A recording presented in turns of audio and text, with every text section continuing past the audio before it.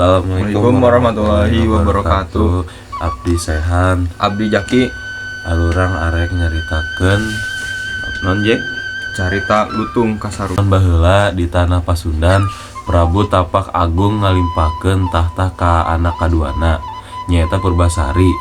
Kaputusan ieu nyieun Parbularang ambek salaku anak cikal, saentusna tahta eta kudu jadi milikna.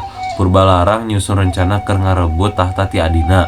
Anjeunna meuli ramuan racun jeung nyampurkeun eta kana inuman Purbasari. Akibatna awak Purbasari pinuh bentol jeung bau teu ngeunah. Purbasari geus diusir ti karaton. Patih karajaan ngawangun pondok saderhana keur Purbasari di jero leuweung. Ti harita Purbasari hirup sorangan.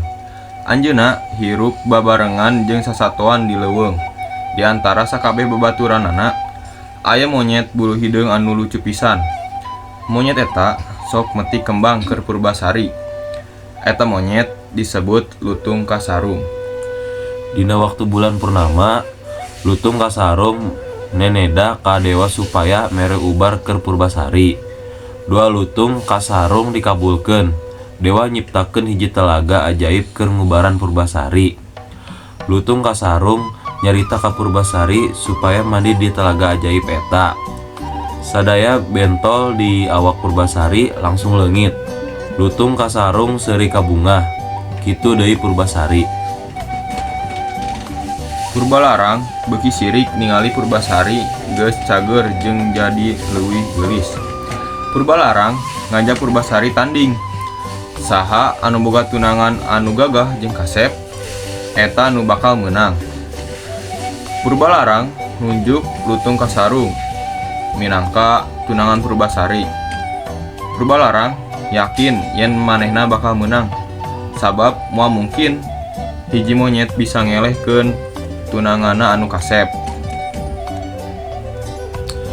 Tapi keajaiban salawasna aya. Lutung kasarung robah jadi saurang pameget anu gagah tur kasep pisan. Sakabeh kajahatan Purbalarang akhirna kabongkar. Purbasari diangkat deui jadi ratu. Anjeunna mingpin rahayatna kalayan adil. Purbasari hirup bagja babarengan jeung lutung kasarung sarta sakabeh babaturanana. Nah, sakitu carita nu bisa ku alurang sampaikeun, kurang leuwihna mohon maaf. Wassalamualaikum warahmatullahi wabarakatuh.